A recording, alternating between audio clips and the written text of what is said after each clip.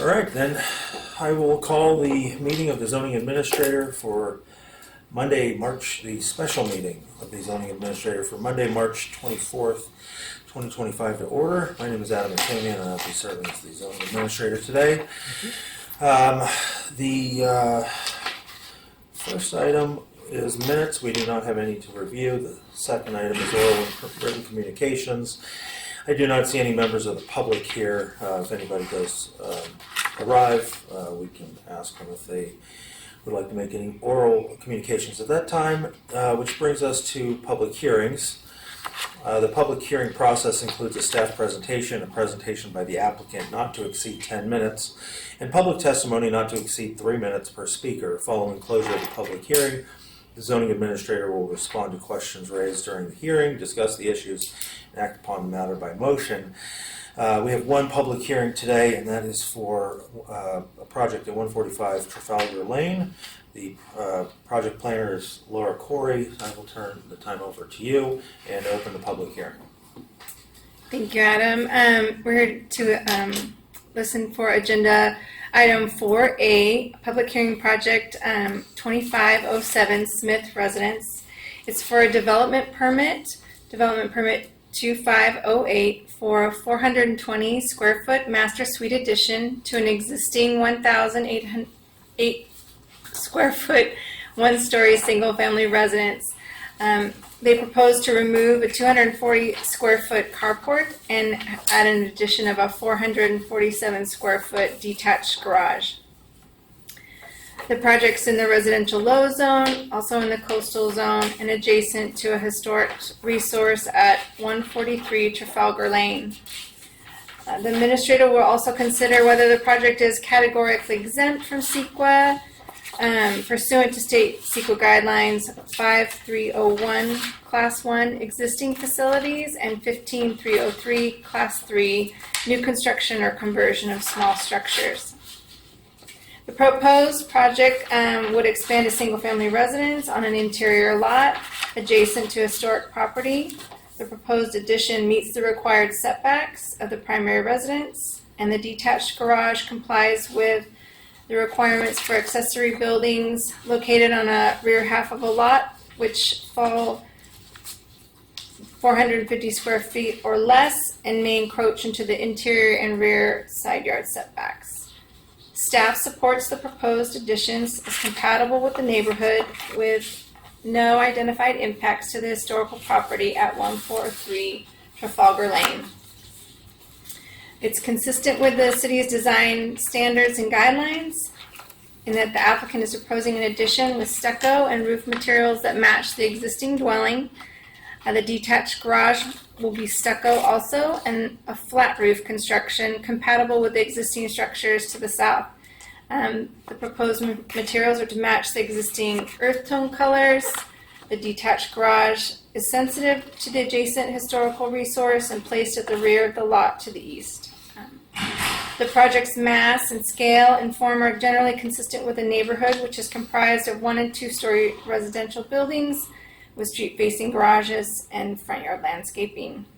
The subject property is adjacent to the historic resource at 143 Trafalgar, and it's located slightly in front of the historic dwelling as the Trafalgar Lane curves, and the different orientation of the lots results in the main structure and the rear portion of the addition being seen by the historical resource, as there's dense landscaping and views are obstructed by large trees visible from the front yard setback to the subject property. The project's single-story addition has a separation of 17 feet to the garage, which further reduces the massing impacts to the historical resource. And additionally, the detached garage is set back almost 96 feet from the Trafalgar frontage.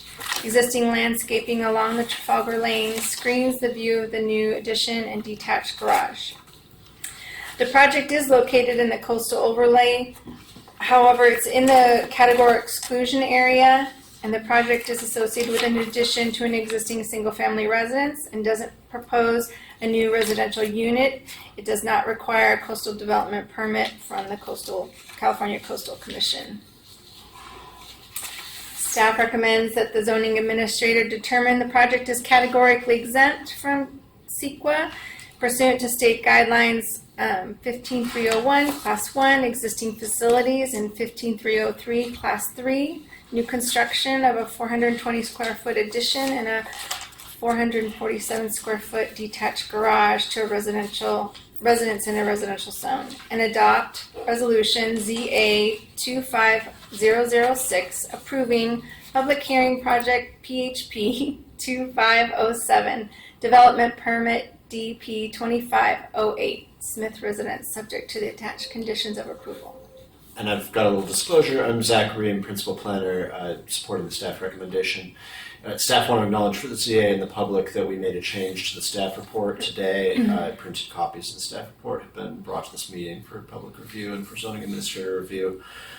We basically just corrected some grammar and edits to the staff report. The resolution didn't change. We also made sure that the CEQA references were aligned with the original CEQA reference in the resolution, which didn't change. The one potential thing the zoning administrator might want to take a look at in the reso is condition 1.2, which is the indemnification condition. We got the old one printed in the reso. If it's important to the ZA to have the more current indemnification provision, I've got a printout of that. No other recommended changes. Okay, thank you very much. Would the applicant like to make any statements or? I don't believe so. It sounded like it went pretty well. All right. Okay, so a couple of disclosures. I did drive by the property and reviewed this existing the existing layout in the context of the neighborhood. I did review the updated staff report, and the only comment I'll make there is that on the version that I have, at the end of the resolution, I'm trying to find the attachments here. What I believe is attachment 2 is a vicinity map. The property shown on the vicinity map does not appear to be the. Can you just confirm? Actually, I can confirm. That is not the correct location as far as the version that I have. This looks like it's over in Sea Summit. Yes. But I am aware of the location of this property, and so if we can just have staff revise that for the official city records, put a more accurate map on it, that would be excellent.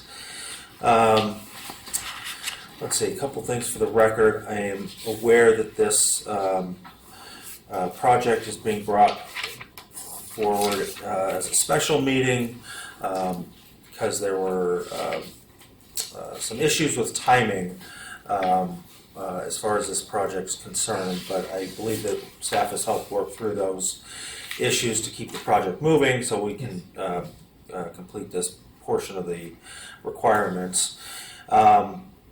I have not received any public comments on this item, but I do want to confirm, do you own the historic property next door? Yes. Okay.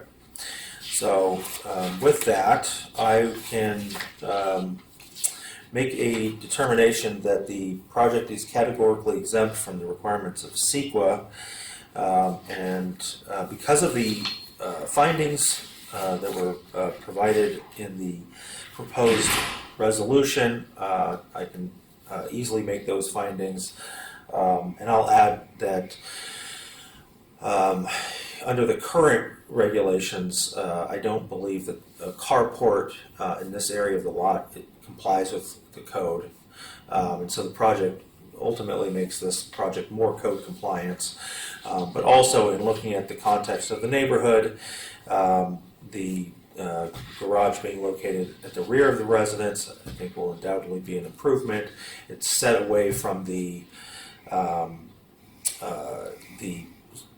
property line between the subject lot and the historic home, closer to the other side of the property, and in reviewing the additions that are shown to the primary structure, they are all going to be quite hidden from public view with no potential impact on the historic property next door. So because of that and the other findings that are enumerated in the resolution, I can also go ahead and move staff's recommendation to adopt Resolution ZA 25-006, which approves the Public Hearing Project 25-107, Development Permit 25-108. And I will not make any modifications to condition of approval 1.2. That section adequately covers the city's needs and purposes for indemnification on these types of applications. Thank you for working with staff. And Thank you. we're very happy to see you investing your money in upgrading your existing properties. So I wish you the best with your project. And with that, I will close the public hearing. Thank you very much. Thank you. Thank you all for your Thank time. you. Thank you, All Mr. right, Smith. I just need to close out this meeting, so there are no new business items, no old business items. And so I can move to adjourn this meeting to the next regular meeting of the zoning administrator to be held at 3 p.m. on Thursday, April 3rd at the Community Development Department, first floor community room at 910 Calle Negocio, San Clemente.